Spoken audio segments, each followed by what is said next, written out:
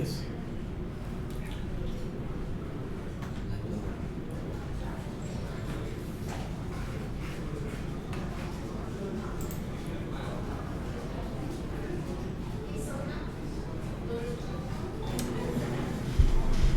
Hi. So I suppose there is a lag between what I'm speaking and what I'm seeing here. But welcome to the first live session of Introduction to Photonics course. So what we intend to do here is to communicate. So I suppose there is a lag. Yeah. What we intend to do is to communicate with you guys and clarify some of the doubts that you may have regarding this course. I know it is actually not the optimum way of learning material as far as this course is concerned. I would have preferred that all of you are sitting with me in a classroom and we go through the material together, but I understand that that mode is not possible. So at least we should thank NPTEL for creating this platform so that we can interact with each other in some meaningful manner. So I do understand that it's not optimum to go through the material, the videos, and even while you're going through the videos, you may have several questions, and you're not able to ask those questions directly. So that way, maybe there is an handicap there. But this live session, what we intend to do is to sort of provide a option out, so to say, provide a way of at least getting some doubts clarified, beyond whatever we could do through the discussion forum. And I'm thankful that several of you have already filled out this form with questions, and we will address those questions in a few minutes. But before we do that, I just want to go through where we are in the course and what we intend to do as we move on in the course. Okay. So just hold for a second. Can you please close that door?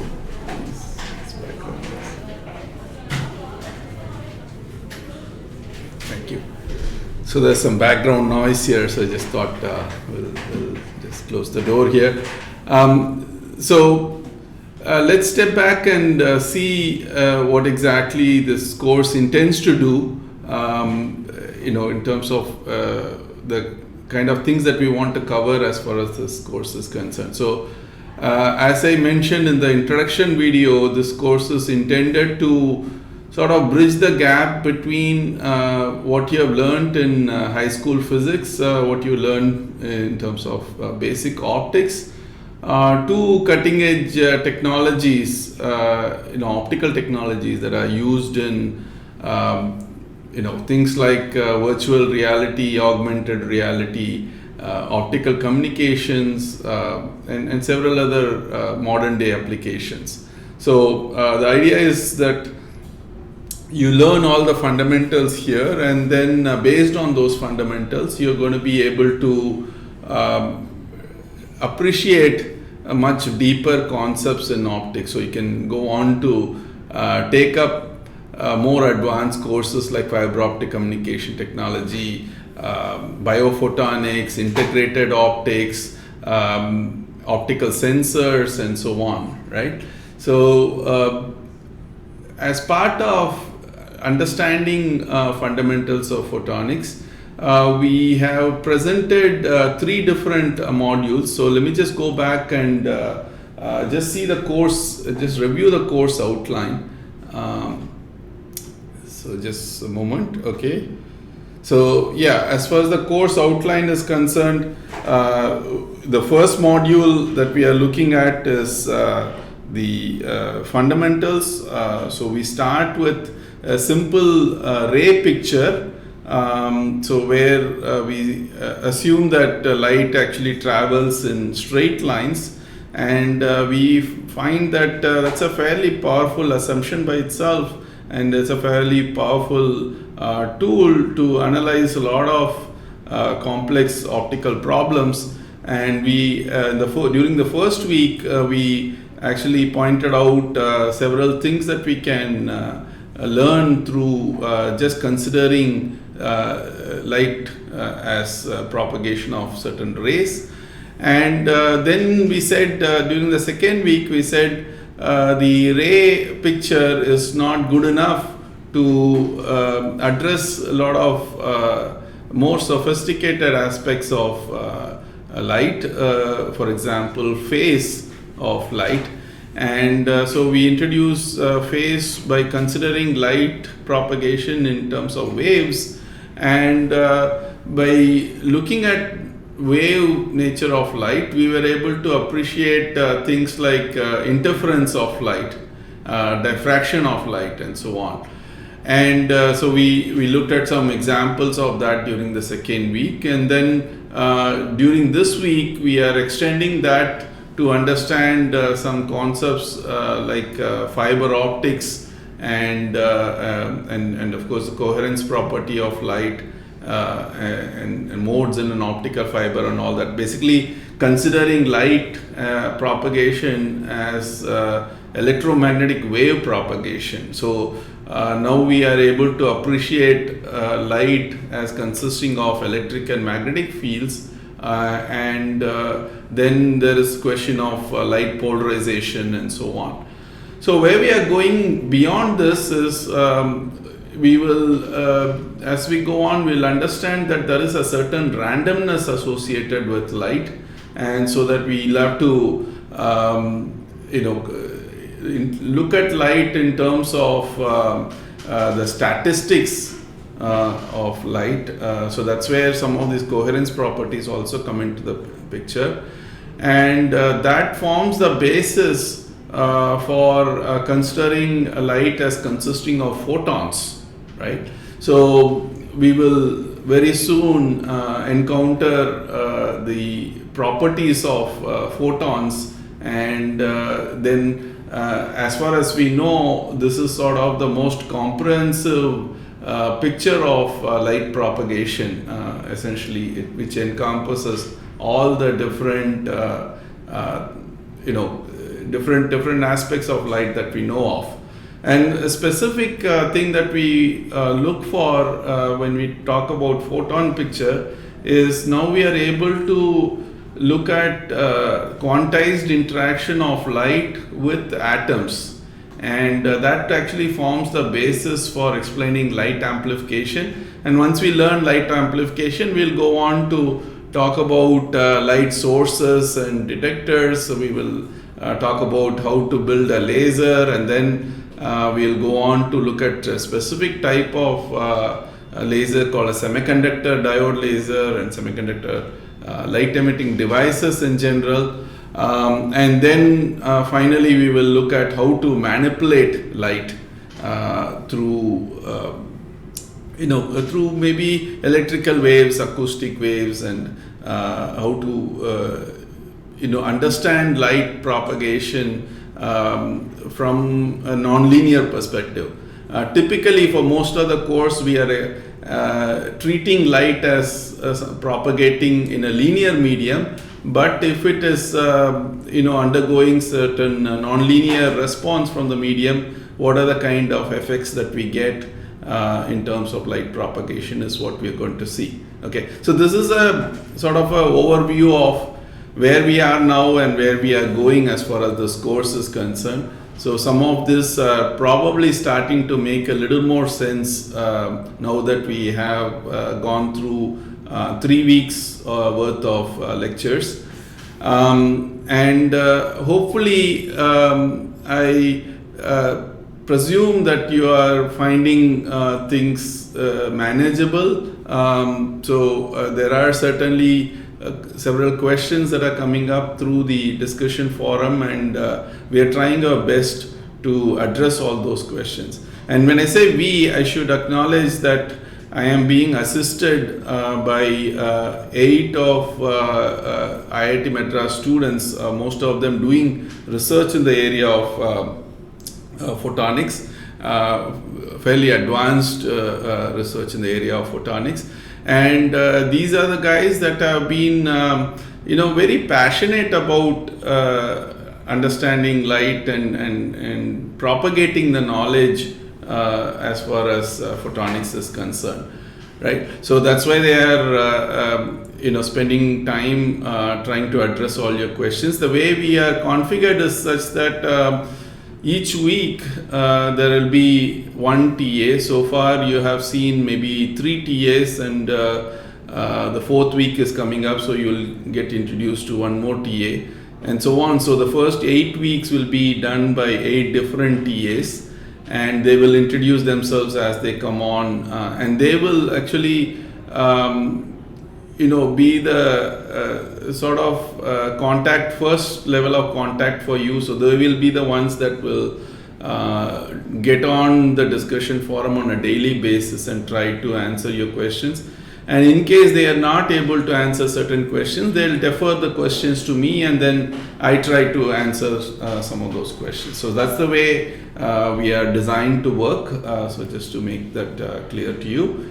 And so what we will do now is, one request to you though is to have more broad-based participation. As I see the statistics here, there are 1,948 people that have enrolled in the course, so that's a fairly huge number, right? And when it comes to discussions though, what I'm seeing is the questions are primarily coming from very few students. So maybe 7 or 8 students that I can count as of now. I would certainly love to hear from more of you. I certainly appreciate the questions coming from whoever has been participating in the discussions, but I would certainly like to hear from more of you. So please feel free to jump in and just introduce yourself and get on with your questions. I know there is a hesitancy involved in asking questions. We find that fairly prevalent even in a classroom environment within IIT Madras, but more so I suppose when you are doing this as an online course. But please feel free to go beyond that and start asking questions. I would say that no question is a stupid question. There's no such thing as a stupid question, So everything it will have a certain value, and you will find that more often than not, when you ask a question, there are several others who can relate to that question, and they also feel like you have asked a question on their behalf as well. So please go ahead and participate. Okay. So with that sort of long overview of where we are, let me just go on to the specific questions that have been posed to me through this online form that we circulated. We intend to do this, by the way, once in 3 or 4 weeks, but if you feel that you need this happening more often, you may let me know that, and I will try to schedule more of these sessions, right? So let me just start with a question from Harsh Oja. Harsh, well, thank you for your participation. I do see in the discussion forum that you are one of the most frequent discussion students, so or more frequent in terms of asking questions. Please keep that going, and hopefully you can inspire other people also to participate like this. But going to your question, can you please share the study material topic wise which you are referring for this course? And for that, I would want to go back to the original PDF, the outline of the course that I had put up, right? So the outline, if you scroll down, let me just try to do that from the screen. I had mentioned that the text for this course is Fundamentals of Photonics by Saleh and Teish. So that is the text that I will be referring to for the most part. And of course, as somebody who has been working in this photonics area for almost 30 years, you do develop a certain level of intuition and a certain level of understanding by working in this field. So I do bring in extra elements which you probably would not find in any particular textbook or anything. So it's very difficult to give you a reference for that. But like I said, this is what the discussion forum is for. If you say that in this particular lecture, in this particular time, you said something about this concept, and where did you come up with this concept? If you ask a very pointed question like that, then I will go back and tell you where exactly it's coming from. So I would say that in general, Saleh and Teish I found is sort of the Bible as far as photonics, fundamentals of photonics is concerned. So I would suggest that you also refer to that whenever possible. The other question that Harshad asked is there any softwares for simulation purpose which we can use for better understanding of the subject? It would also be helpful if you could provide some tutorials for the same, right?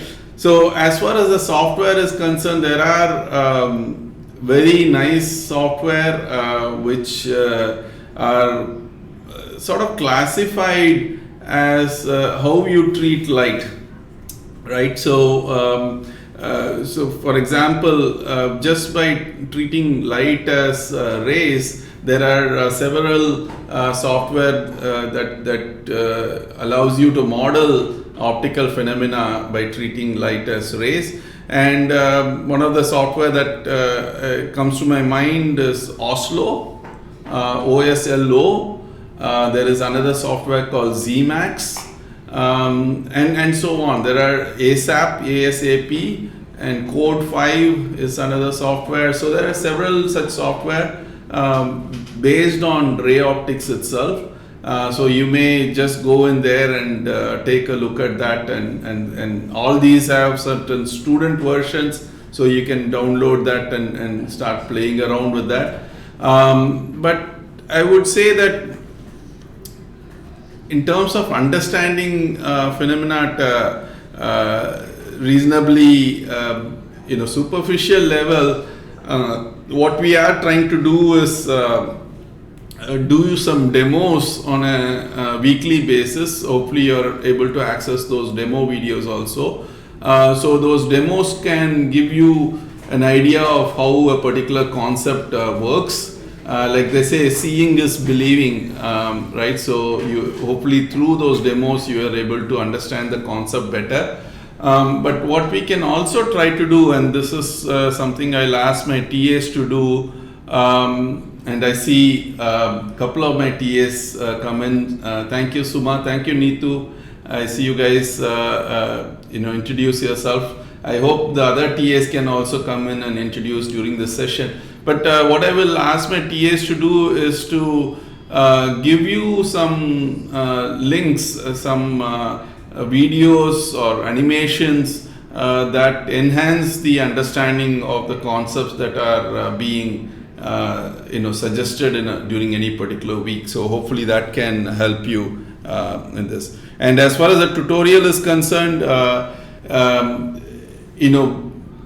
going through this online medium, there are certain restrictions as to what kind of questions I ask.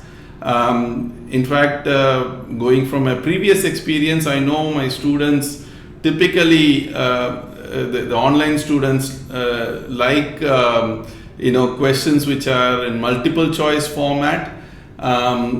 We have tried to move away from that or go to a little more subjective type of question and answers, fill up the blanks type of question and answers, which you will see is something that is mirroring what I will be asking in the final exam. So I'm talking all the way up to April 25.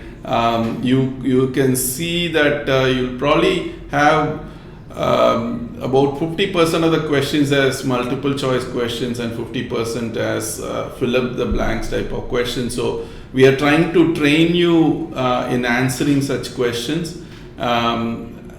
and hopefully you get some value out of that. But coming back to this comment about simulation type of questions in the tutorials, unfortunately that is not something that we are able to offer through this medium, but if you have some special interest, we can probably guide you on that separately. Okay, so we'll move on to the next question. This is from Venkatesh.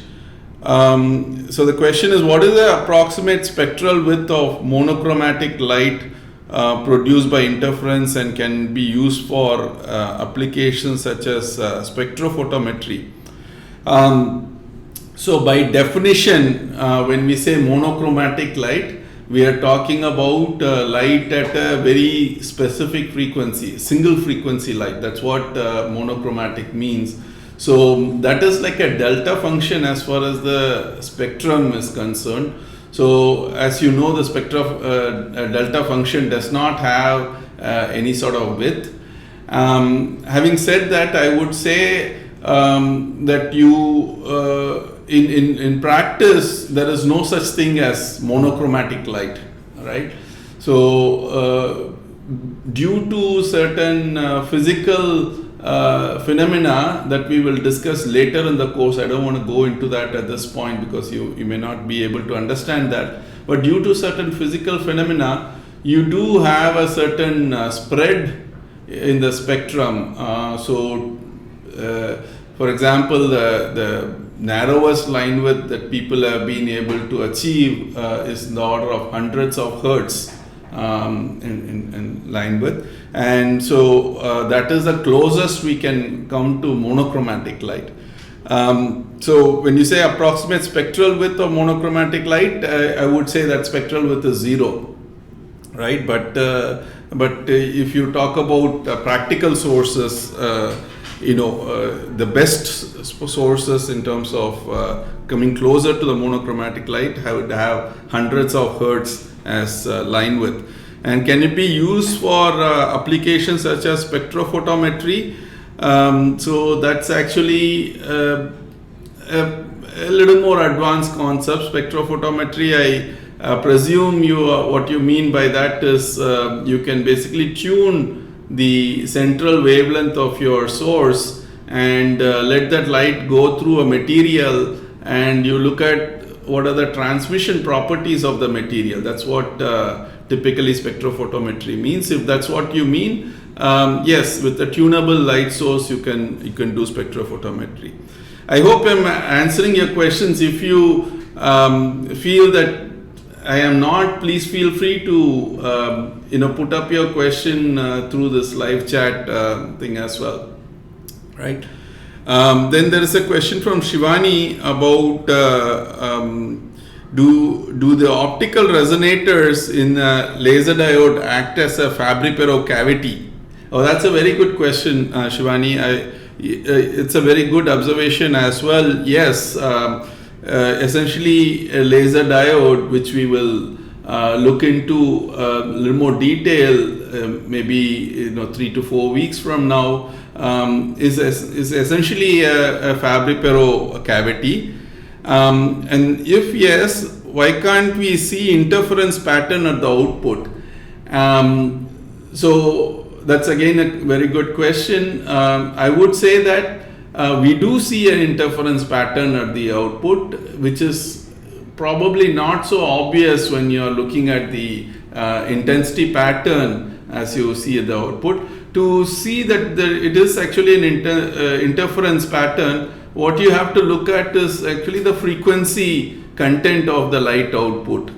What we will see as you go on, or maybe we have already looked at certain examples of a Fabry-Perot cavity, we said there are only certain frequencies that can exist, that can be supported by a Fabry-Perot cavity. That's what we discussed in the last week's lecture.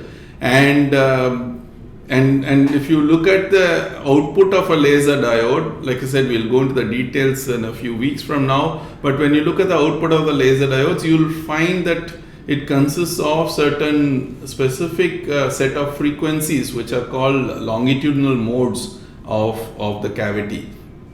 Okay, so although when we think of laser, like somebody is asking, we think of it as monochromatic light, what we find is it is nothing but monochromatic light. It has multiple frequencies, and those frequencies are bunched around what are called longitudinal modes of the cavity. These are the frequencies at which constructive interference takes place, and that's why you see them in the output spectrum. So hopefully that answers your question.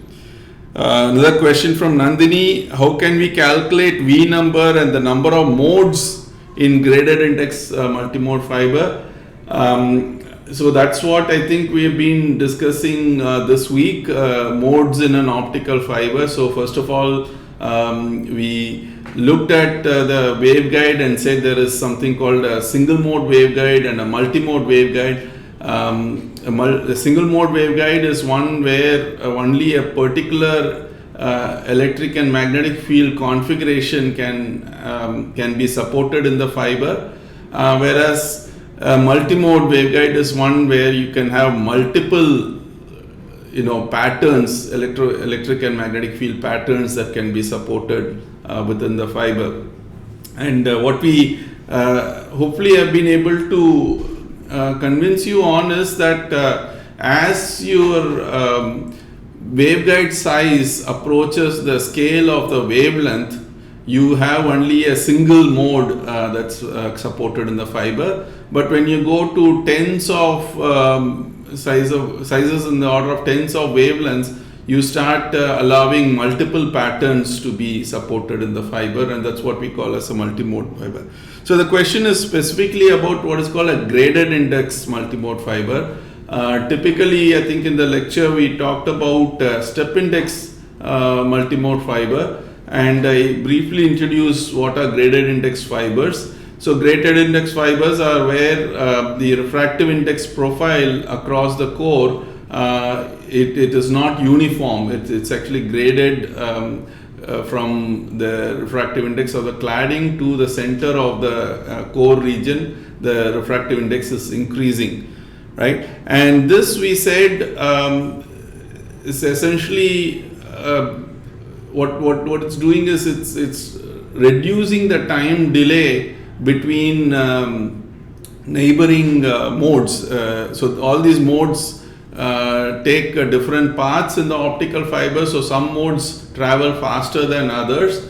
So that is more apparent in a step index multimode fiber. But in a graded index multimode fiber, because of the grading of the index, we saw how the modes almost travel with the same velocity. So there is not as much spreading of light as far as the graded index multimode fiber is concerned.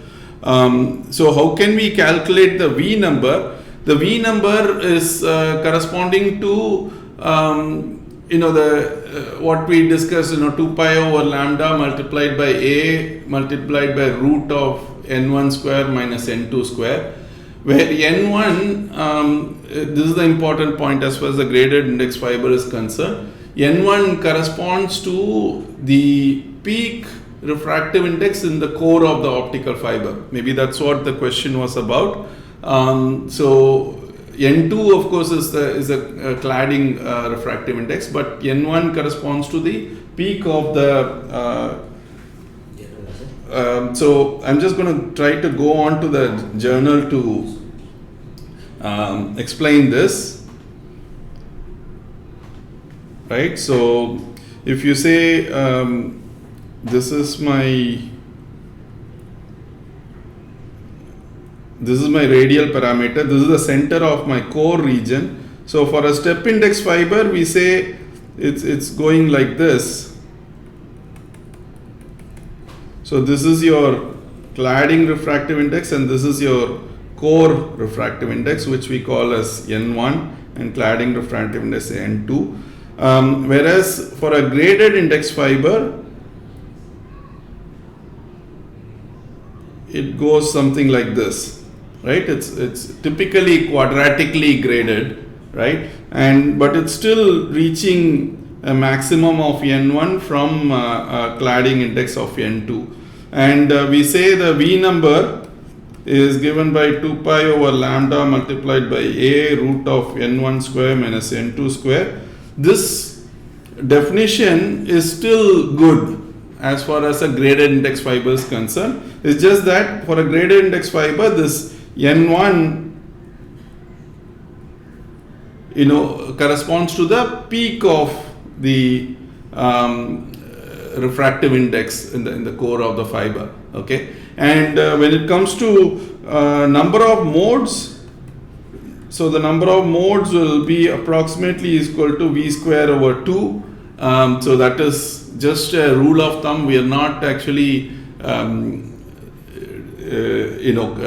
proving that rigorously because we do not have the kind of time, and maybe it's not so necessary at this level, right? But the number of modes is still V square over 2 is a reasonable value that you can get, and that is number of modes as far as graded index multimode fiber is concerned. So hopefully that is clear. And I see Abhinav has signed in, is another TA for this course. Abhinav is actually doing the tutorial problems as far as this upcoming week is concerned. So he will probably be interacting more with you guys during the upcoming week. Okay. So Shaikh has actually asked a question about the textbook. Shaikh, I think you missed it. I was telling Shale and Teach Fundamentals of Photonics is the textbook that we are following. And do you recommend Optical Engineering by Shanti Bhattacharya to complement this one? Certainly, in fact, you might find some overlap between this course and that course, but this is intended to be an even more fundamental course than what Shanti is teaching. So if you take this course and then go on to Shanti's course, you might actually get a little more value out of that. And Shanti's course is primarily about how light can be handled in free space, which essentially deals with the ray optics primarily, and then some of the wave optics concepts as well. Okay, let me just go back to the question, the next question by Pragya Trisha. Why is SMF preferred over multimode fiber for telecommunication purposes? And that's actually, once again, a very good question. I think I explained this during the lectures, but maybe I can do that again here. I'll just go to the next page and try to do that. So as far as your multimode fiber is concerned, right, you have light traveling straight down the core, as well as taking bounces and traveling like this as well. So when we talk about propagation of light straight down the core, that is going to be the fastest. So this will be the fastest and this will be the slowest. So the one question may be, what is the slowest mode that can be supported in the fiber? And the slowest mode is the one that still barely meets the total internal reflection condition at this interface, right? So if you look at even steeper bounces, that won't actually satisfy the total internal reflection condition, and it will escape the fiber, right? So So what we are saying here is you can send basically a pulse of light, but that pulse comes out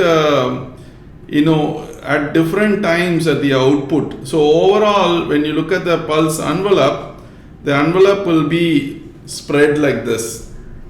Okay, so you sent maybe let's say 100 picosecond pulse. If you have sent information at 10 gigabits per second, you have each pulse corresponding to 100 picoseconds, and whereas after it propagates over say a kilometer of the fiber, this may be as wide as a nanosecond, right?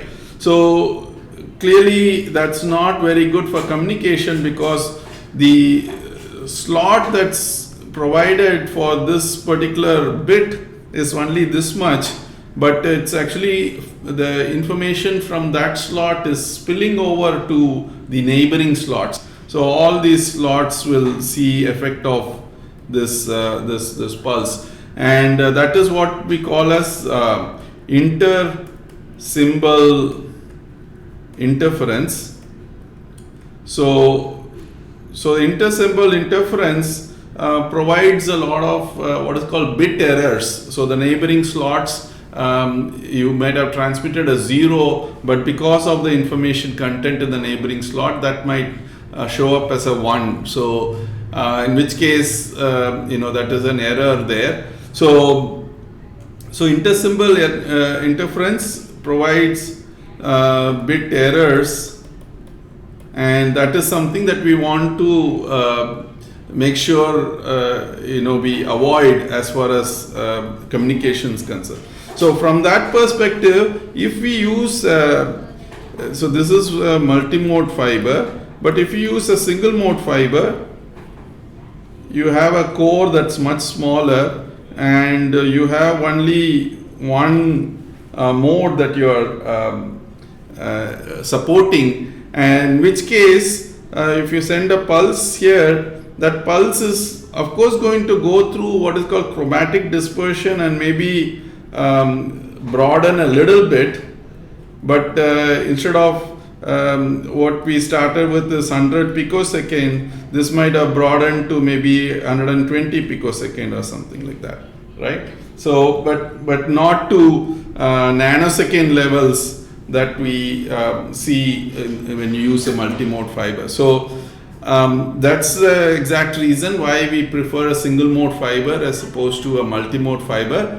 And even within this, if it is graded index multimode fiber, what we are saying is this may be not so much of nanosecond, maybe it could be sub-nanosecond. Sub-nanosecond type of thing. So this won't have what is called intermodal dispersion, or the intermodal dispersion as far as a graded index fiber is low, and because of that it won't spread as much, it will be much tighter. Okay, so for communication applications, certainly graded index multimode fiber is better than step index multimode fiber, but the best one that you can use is the step index, the single mode fiber. So you do not have intermodal dispersion as far as the single mode fiber is concerned. Okay, so that's the point. Now let's move on. The next question is from Nayana Kumari, and the question is, which type of lens is used for high efficiency coupling from free space laser to an optical fiber, right? So this is not something that we discussed in great detail, but whenever you use a lens to squeeze light into an optical fiber, of course the optical fiber is the core of the optical fiber is only a few microns, so you might have a light beam which is say a few millimeters wide, and then you want to squeeze that into the core of the optical fiber, you use a lens which can help you to focus the beam. But when you use that lens, which maybe I can once again draw and show.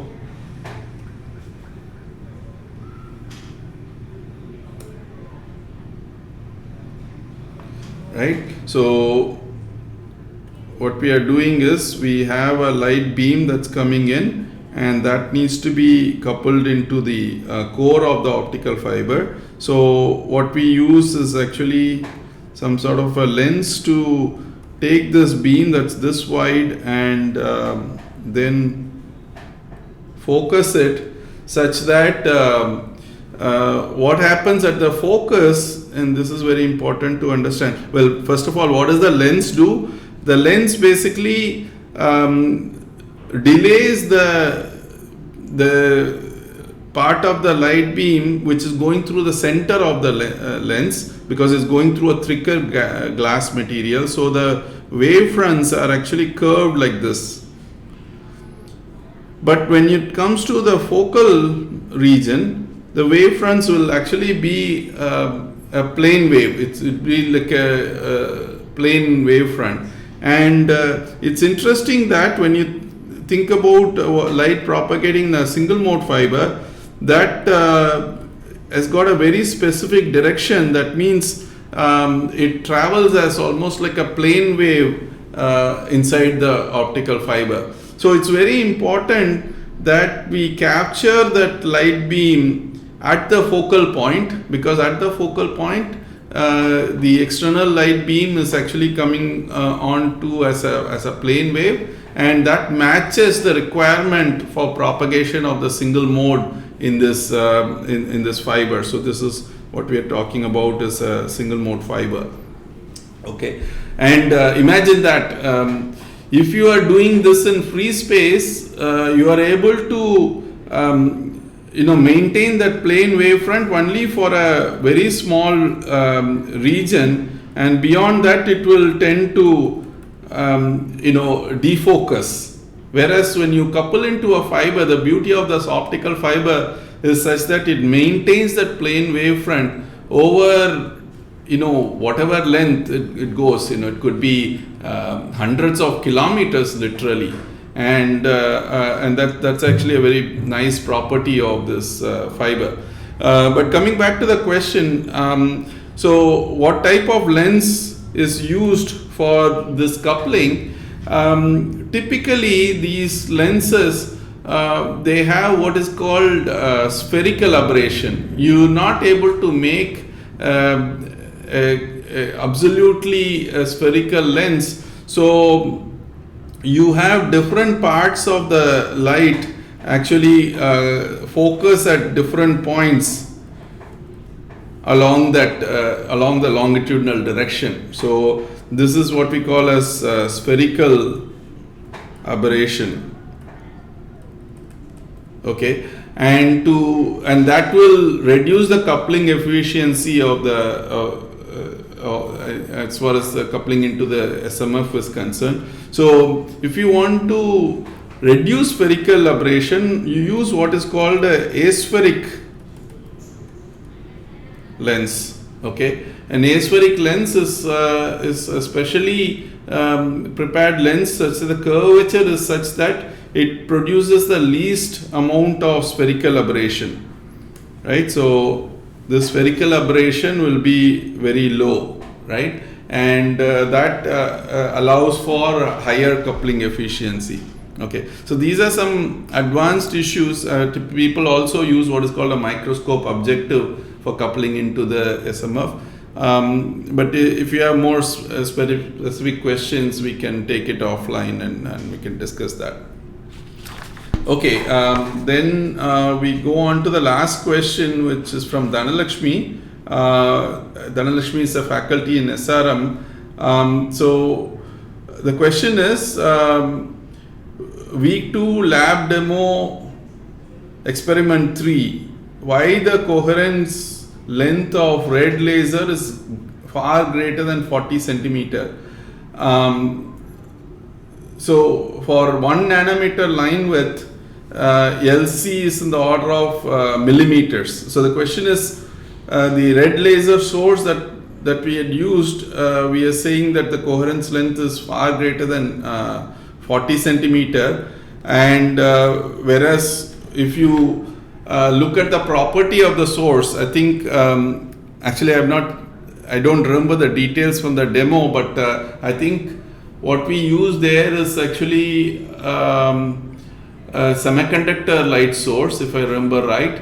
And that light source, it's a Fabry-Perot cavity which has about 1 nanometer line width, and you're right in pointing out that for 1 nanometer line width we expect coherence length in the order of only millimeters. So what do we mean when we say that we have the coherence length going beyond 40 centimeters? It works out like this.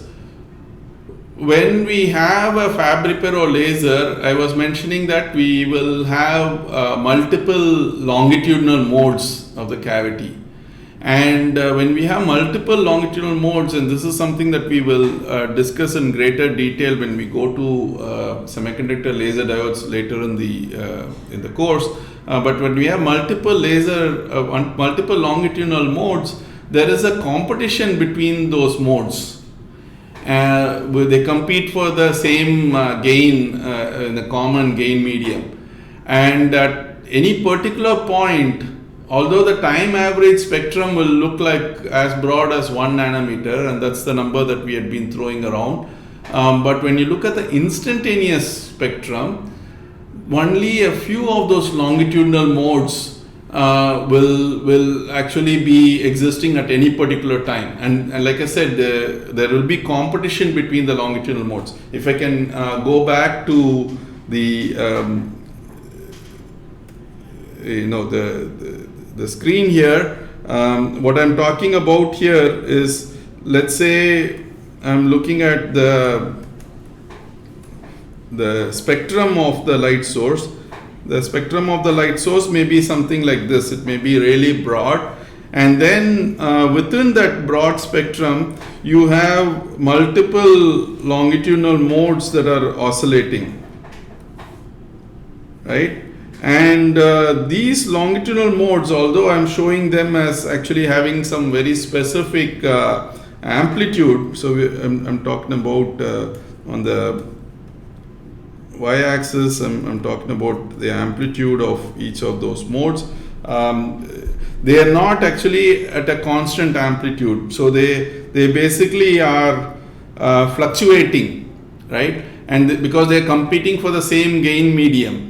And in this sort of a case, what we will have is, at any particular time, only this mode or only this mode may be oscillating. So you may have at one instant only this mode is oscillating, another instant this mode is oscillating, another instant this mode is oscillating, and then this mode, and so on. So you might have competition between the modes, which means that at any particular time the instantaneous width of the laser corresponds to the width of the individual longitudinal mode. Okay, and the width of the individual longitudinal mode is typically in the order of kilohertz, right? Or sometimes megahertz. So if you have megahertz as your instantaneous line width, the corresponding coherence length is in the order of several hundred meters. Okay, so in that situation, you may actually observe that you have coherence even when you have a long path length difference. Maybe the experiment that you're referring to is in the Michelson interferometer, where you've gone up to 40 centimeter path length difference and you still see interference between the two light beams, right? So that is of course a very good question also, because this is something that we asked ourselves right up front when we first did this experiment. How come for a 1 nanometer source that is corresponding to the time average spectrum over here, that is 1 nanometer wide, how come for a 1 nanometer source we are able to see coherence over such a long distance? But then when you think about it, we understand that it's because of the instantaneous line width is much smaller, because only a few modes are oscillating at any particular time, and they're competing between them. So because of that, the coherence length shows up to be much greater. Like I said, that's a relatively advanced level question. I think for the most of the students, as far as this course is concerned, that may not be of so much interest. But nevertheless, if you understand this concept, I think it's very good for you, right? And maybe some of you will understand this a little more when we actually go into semiconductor lasers and we start looking at these mode structures in a little more detail. Okay, so those are all the questions that I have through the online forms. Now I'm actually just looking at the chat that's been going on, and I do see that my TAs are trying to answer some of those questions as well. So I think most of the questions have been handled already, right? I don't see any unanswered questions so far.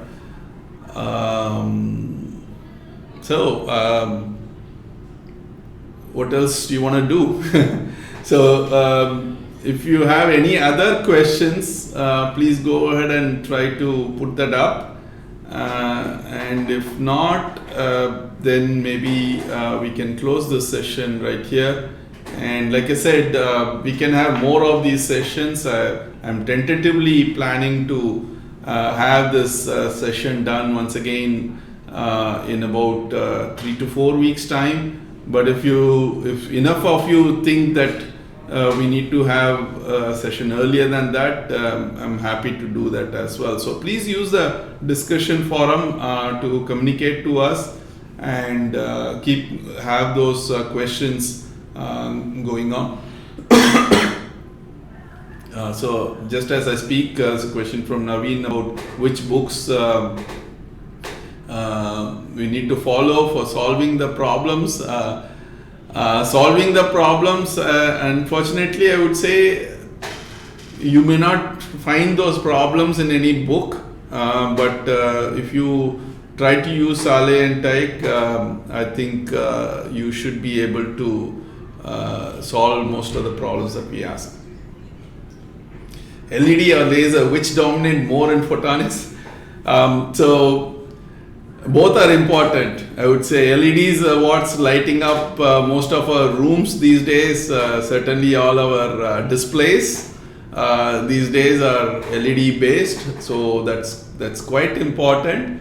But on the other hand, lasers are what we use for doing a lot of accurate measurements and of course do things like cutting or ablating material, and there's so many great applications for laser. So it's not a question of as to which one is more useful. Both are very, very useful. Depends on what you want to do. You can use either of them. Overall, I think what we are seeing is that photonics is really ruling the world, so to say. Photonics is the technology that's going to literally light up the 21st century, and we are actually at the front end of this. So it's great that you guys are getting introduced to these concepts right up front, but you will see in all your lifetime that there is much more action that is enabled by photonics, and it'll be great if you could be a part of this revolution that's happening around us. Okay, so I think I've spoken a lot. It's saying 55 minutes since we started, and maybe some of you are getting bored this interaction as well. So that's what we do. I mean, we teachers, once you get an opportunity, you just don't stop talking. So But with that said, let me stop this interaction right here, and like I said, we will keep continuing this discussion through our forum, and as well as the further interactive sessions. Okay, thank you.